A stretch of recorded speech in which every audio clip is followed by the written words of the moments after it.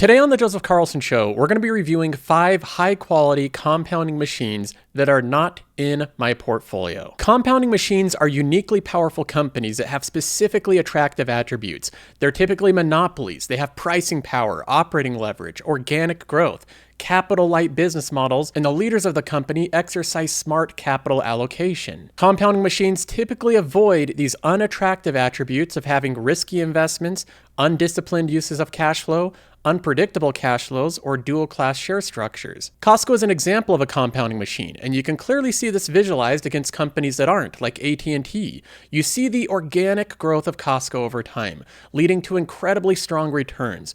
We've seen this over and over again in companies that match these type of attributes. MasterCard is another example of a compounding machine, a company that has steady and strong free cash flow per share growth. Other companies like APA Corporation are not compounding machines, and you can see that clearly in the visuals of their finances. Compounding machines typically have shares outstanding going down as they generate consistent free cash flow, in which a large part is used to buy back the stock. You can see the example of Moody's that is a compounding machine against the example of JetBlue, which is not a compounding machine. And again, in this episode, we're going to be looking at 5 companies that are not in my portfolio and reviewing whether or not they are compounding machines. We'll be looking at Fair Isaac Corporation, or more commonly known as FICO. This is the score that you get if you're ever needing an origination of a loan, like a car loan, a solar loan, or a home loan. You're going to have a FICO score ran.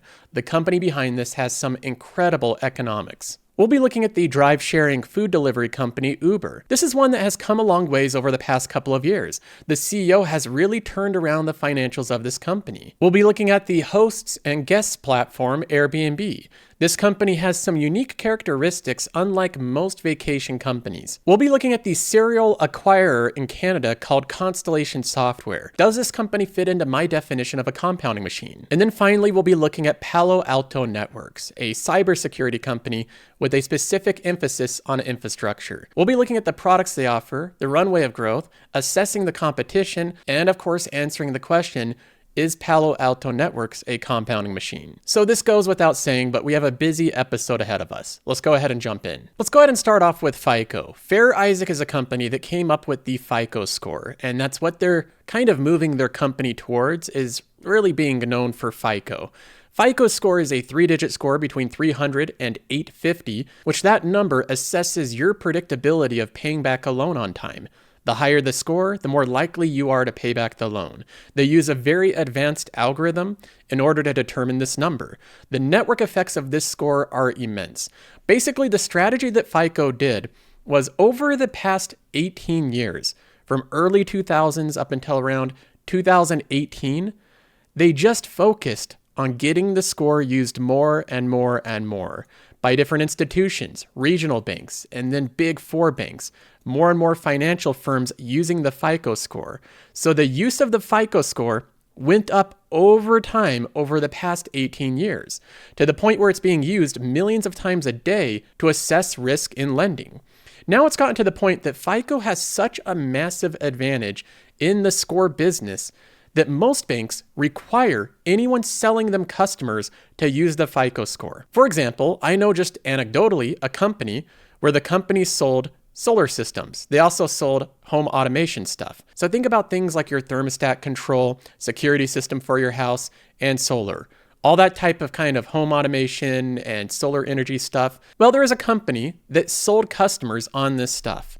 The company wanted to use something called VantageScore. The VantageScore is a competitor to the FICO score. VantageScore was developed by the 3 big credit rating agencies. So they came out with this to try to curb the growth of FICO score. Now, the sales company that I know was using the VantageScore to assess the credibility of the customers they were selling. And they tried selling these customers loans to a bank. The bank required that they use the FICO score. Even though they thought the VantageScore worked just fine, the bank required the FICO score. Why do they require the FICO score? Because a FICO score is slightly more accurate than the VantageScore. So banks have a slightly better edge in judging the repayment of a loan with the FICO score than they do just using the VantageScore. So even though there's many competitors to the FICO score, there's the VantageScore, there's AI scoring, even banks have their own independent scoring systems they've come up with, it doesn't really matter. At the end of the day, the scoring system that has the most market share typically has the best data and the best algorithm. That algorithm that FICO Score has developed creates a huge moat. That moat's given to FICO through a huge network effect. Because so many people are using the FICO Score, it causes so many more people to have to use the FICO Score. So now we're at the point where the FICO Score is almost mandatorily used in the US for any loan that's over a few $1,000s. Anytime a company's forking you over money, they're going to run a FICO Score as part of that process. So again, we go back to our timeline here from around 2000 to 2018, FICO was only focused on volume growth, growing the amount of scores and banks and institutions using their scoring system. But then in 2018, they decided to do something a little bit different. They decided to change their pricing model in different forms and different categories and different ways, which overall increased pricing.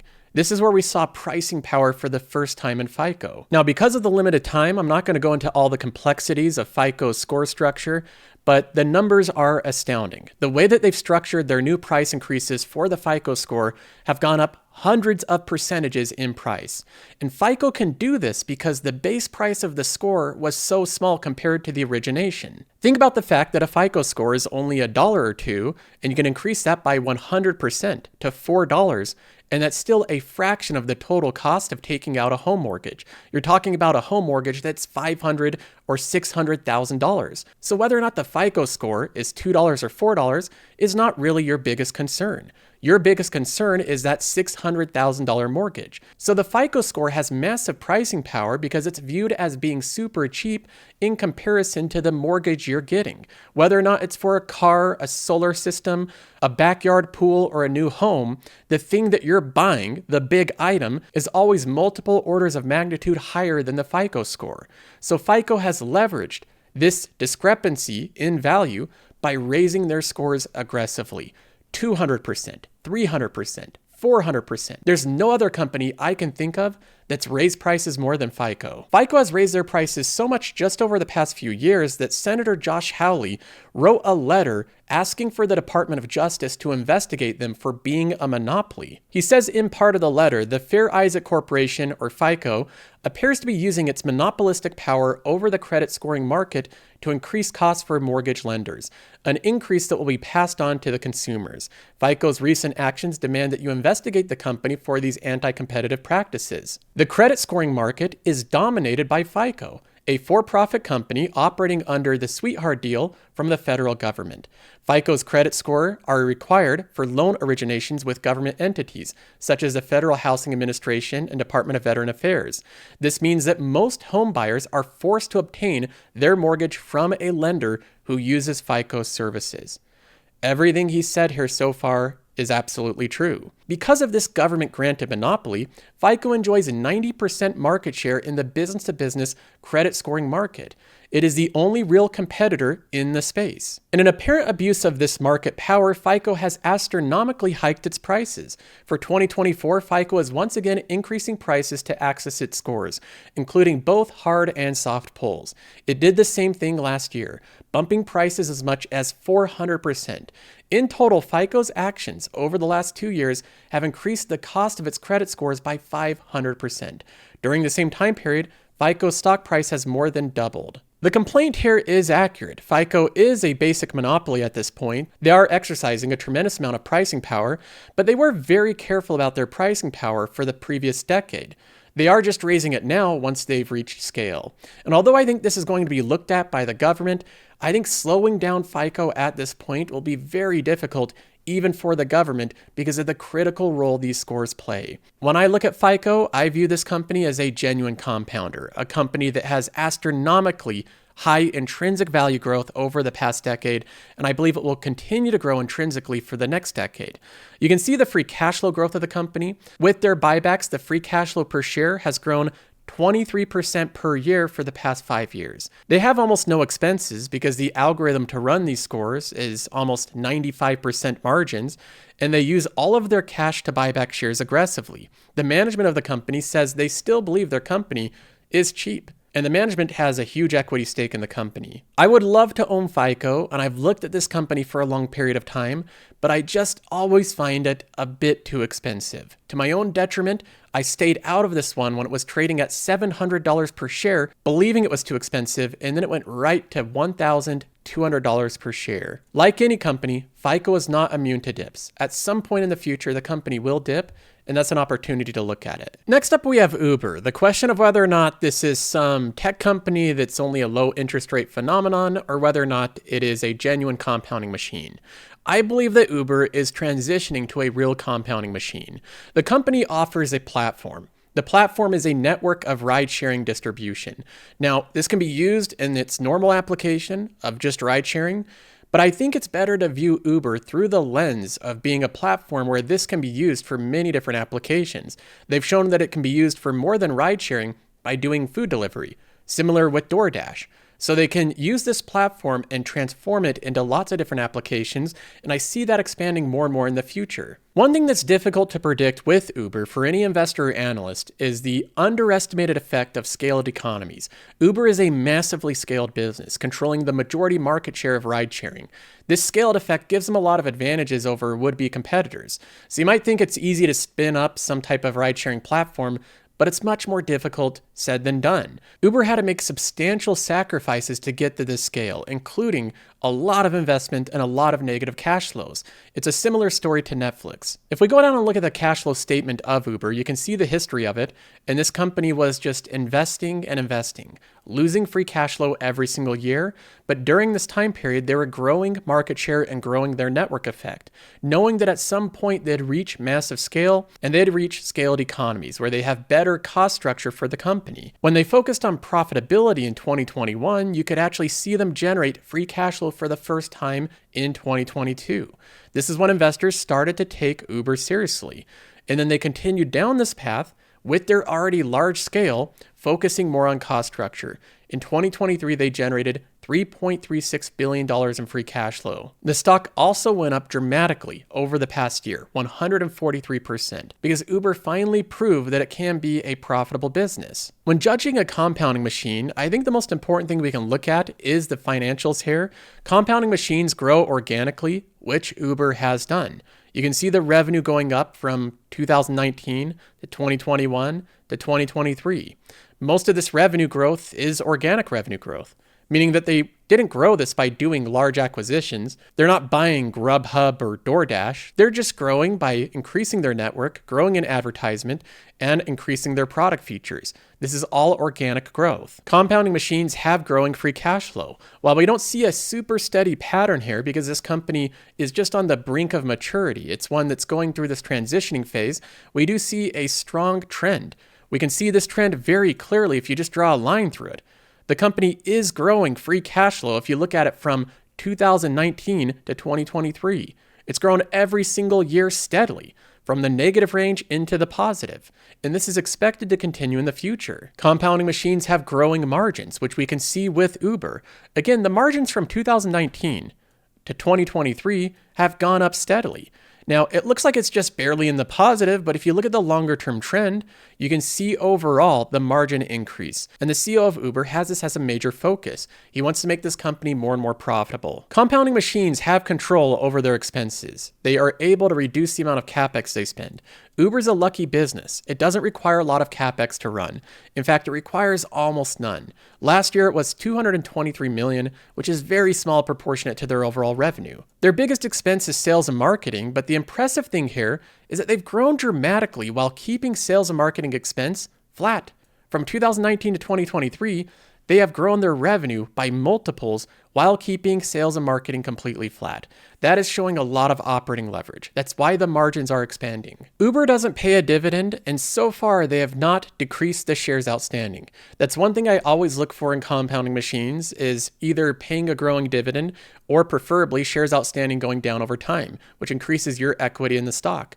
Uber still has their shares outstanding going up, but I believe with the continued and reliable growth in free cash flow, this company will start buying back shares. I believe Uber is a high quality company, and I would call it a compounding machine. It has organic growing revenue. It has operating leverage. It has very low expenses overall. They do face some concerns with the government, like any company that has a large dominant market share in the regarded business. We've seen the same thing with FICO. There's different local economies requiring Uber to pay their employees more, act as though they're full-time salary positions instead of side gigs. So they have that constant problem of dealing with local governments. But overall, Uber is at such big scale that I believe the company will continue to operate with scaled efficiencies. They're going to have operating leverage, and I think they're going to grow. I also don't believe that Uber will be hurt by robo-taxis. There's still going to be tremendous value to an already existing huge network with millions of users on the app. Many robo-taxi companies will license with Uber, which will probably advantage their business even more. In terms of valuation, I believe that Uber is still at a semi-high valuation. Most of the easy gains, I believe, are gone. It's ran up a lot over the trailing year and trading at a 2.1% free cash flow yield, a 58 PE ratio. The stock is expensive right now. For that reason, it'll stay on the watch list. Next up, we have Airbnb, and I group this with Uber because I believe they're very similar business models. They both don't own many physical assets. Airbnb is a capital-light business that's mostly centered around a platform, a network effect like Uber. Airbnb has the dominant market share in their given category. Airbnb allows hosts to host parts of their home or rooms in their houses, or even closets for storage, or really anything that they want to host to a guest, and you can advertise it on an app. You build a reputation with a rating system, similar as you do on Uber, so that guests will trust you and that hosts can trust guests, and that makes it so people can go on vacation and stay basically anywhere they want. Airbnb is a company that spreads organically, as there's more and more hosts wanting to rent out parts of their home or different vacation properties they have. Now, looking at the financials of Airbnb, again, it's very impressive. I look at this company as another organically growing company, meaning they're growing without doing acquisitions, without doing things that are value destructive. Airbnb's revenue in 2017 was $2.5 billion. In 2023, it was $9.92 billion. The stock has also been consistently free cash flow positive over the past 3 years. In 2021, generating over $2 billion, and then $3.4 billion in 2022, and then $3.8 billion in 2023. They have some stock-based comp, but the rate of free cash flow growth is far outweighing it. So I don't view this stock-based comp as a concern here. When we look at the free cash flow per share, this has been growing around 14% per year. And the shares outstanding actually went down for the first time from 2022 to 2023, meaning they're using some of their excess cash flow to buy back these shares. Airbnb is another one that I really like. I really like the qualities of this company. I have a hard time finding anything that I don't like about it too much. One of the things that I don't like about Airbnb is, again, a very similar complaint to Uber, which is a lot of local governments and local leaders don't seem to like the company. For example, if you move into a nice neighborhood and it's just a nice neighborhood full of homes, there's not really apartments there, well, one of your neighbors can start an Airbnb. And then all of a sudden you have random people that you've never met, they're not your neighbors, showing up, parking different cars right next to your home, and then they're there for one night and they're out. So all of a sudden your neighborhood that's full of long-term homeowners can be suddenly transitioned into nightly rentals with random people showing up every night into your neighborhood. And some people don't like that.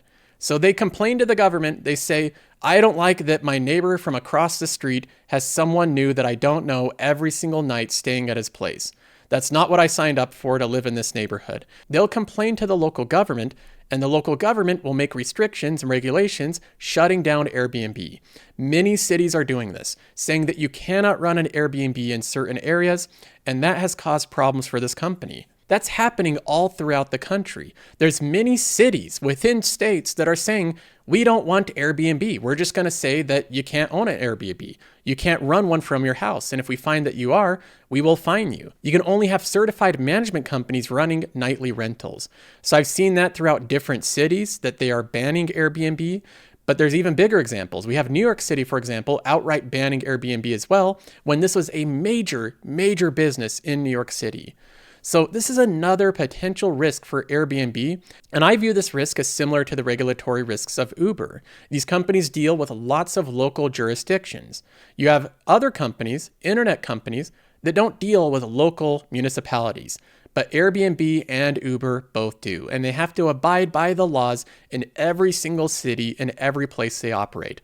So that's going to bring some form of chaos to these companies. With the qualities they exhibit of organic revenue growth, capital-light business models, they're free cash flow positive with strong balance sheets, and they have a large segment of concentrated market share, I believe these are both compounding machines. When I look at the valuation, so far Airbnb has the most attractive valuation, with a 34 forward PE ratio and a 3.7% free cash flow yield. When you factor in stock-based comp, that brings it down to 2.7, which is still not bad if you're assuming free cash flow growth in the future. So this is another one that I think is worthy for my watch list. It's one that I think is a very interesting company that'll likely do very well in the future. Now, number 3, we have Constellation Software. This is one of the gems from Canada. It's a company that's not talked about too often, but it's been highlighted as one of the best performing stocks in the market for the past decade. Year to date, it's up 12%, so nothing to see there, but we zoom out 5 years and the stock is up 211%.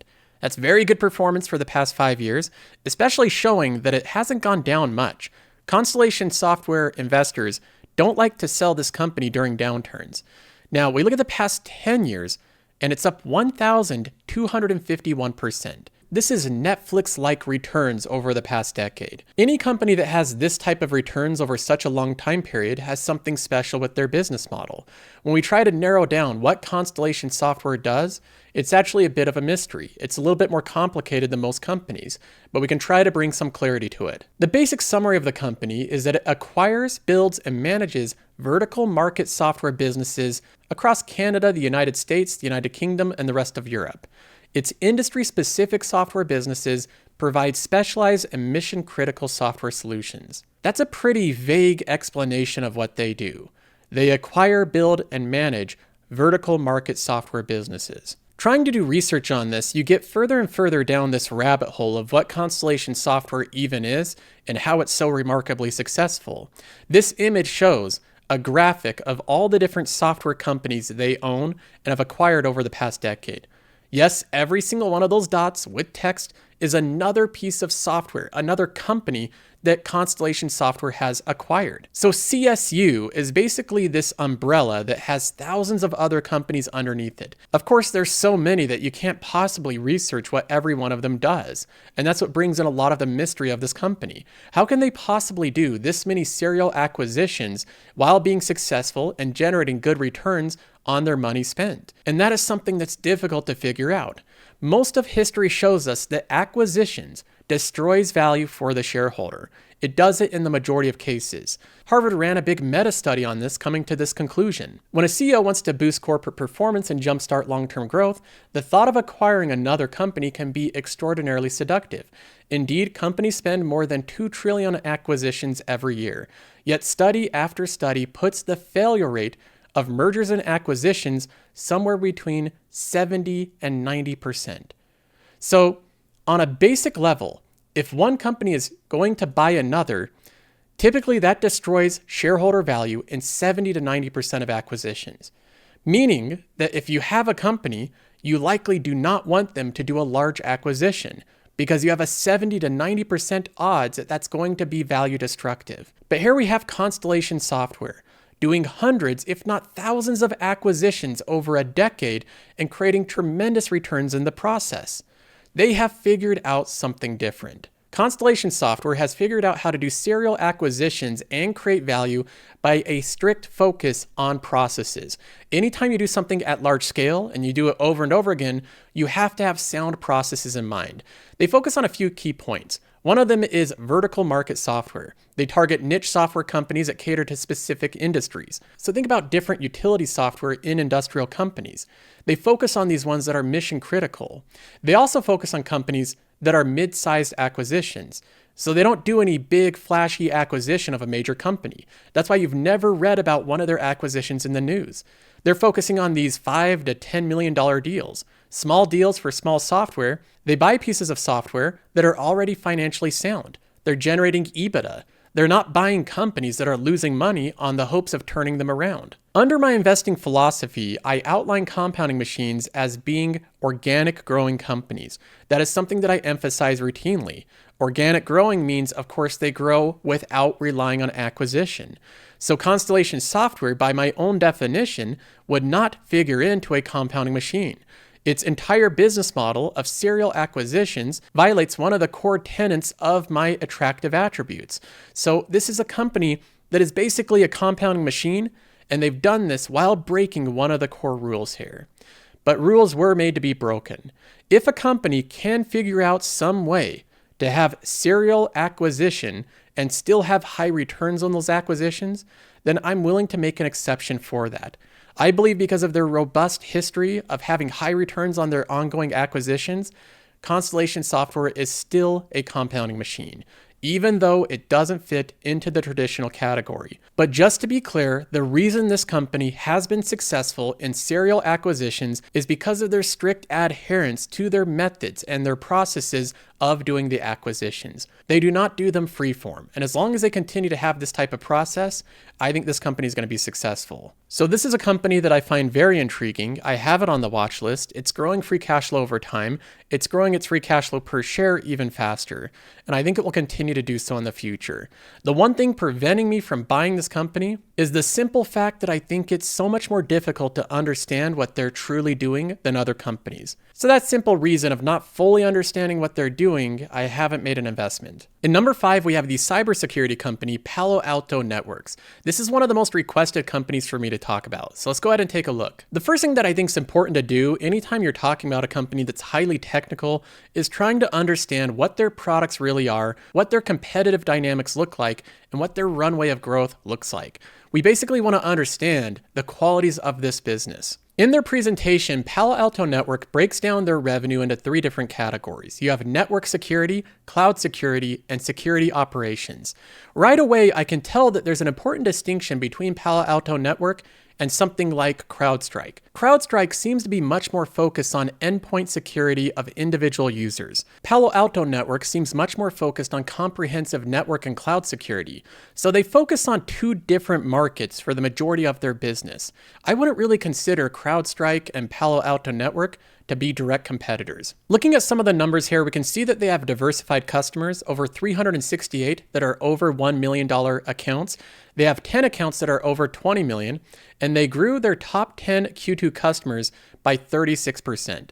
So we have a diversified group of customers, we have some big spenders here, and they're growing their revenue quite fast. Throughout the presentation, Palo Alto Network tries to really express that they're more than just a cybersecurity company, they are a platform company. And they believe that this is a significant advantage over their competitors because they have a much bigger platform than their competitors. They call it platformization, meaning that if you sign up for like one of their products, like let's say that you want to sign up for specific parts of their network security platform, if a customer has any more security needs or demands, they will likely go with the same company they already have part of their products with, because Palo Alto Network has other products on the same platform.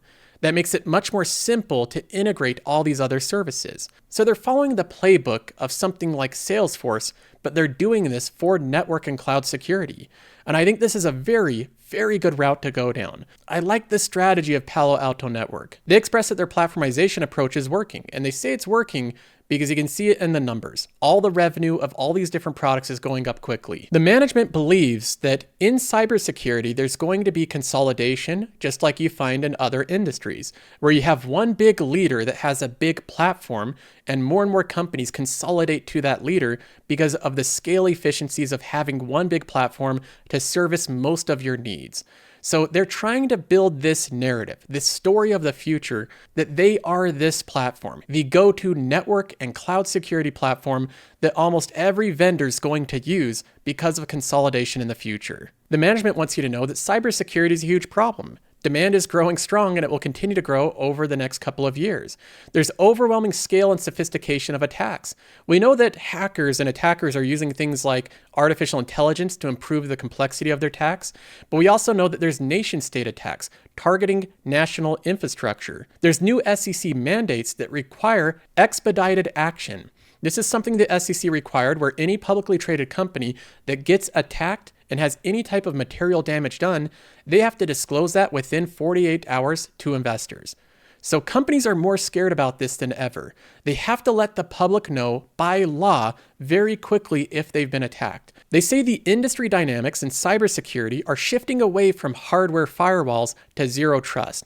Single category vendors are being forced to provide platformization. Spending fatigue driven by point products is forcing ROI and TCO conversions. So the overall thought here from management is there's ongoing demand, and it's going to increase dramatically over the next few years. And with that demand, of course, there's going to be some companies that are fortunate enough and in a situation where they can capitalize on all that future growth.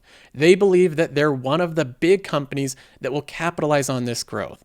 They offer zero trust network security. They will offer platform adoption to their cloud security. They offer a variety of tools for security operations. All of this will fall under this story of platformization and consolidation. Now, there's different estimates by banks and analysts of how much this industry will grow, but I think one thing is for certain. Cybersecurity is a growing problem.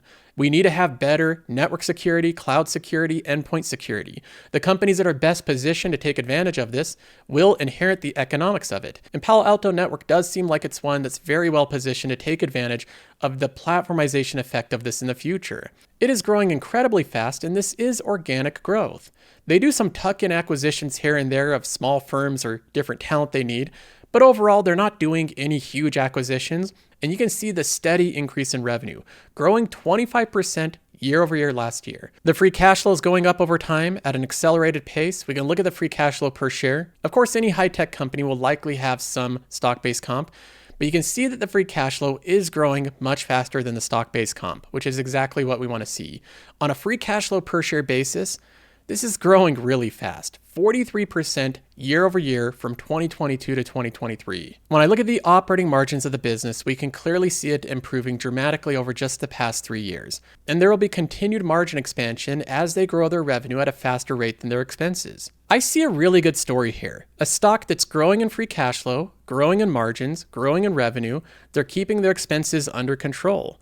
Even though there's many competitors, they have a very good grasp on the market, and management seems fixed on the long-term story of continued cybersecurity need in the future. And I definitely believe this company is a compounding machine. We can see that in the metrics. It has some expenses more than I would like, specifically the sales and marketing. That's always an issue for companies like this that are selling business-to-business software. But if they can keep that expense under control, this could have a very good long-term story of continued revenue growth, continued margin expansion, and they have a long tailwind of continued demand in cybersecurity. A common theme right now with these type of companies is that they're not the most expensive they've ever been, but they're also not the cheapest they've ever been. The company trades at a 43 forward PE ratio, which is on the high side, and the free cash flow yield adjusting for stock-based comp is just over 2%, which is again on the higher side. These type of companies that have provided incredible growth and incredible returns over the past 5 years and insanely good returns over the past decade, they trade at higher valuations. Investors try to buy the dips in these companies knowing that they figured something out that other companies haven't.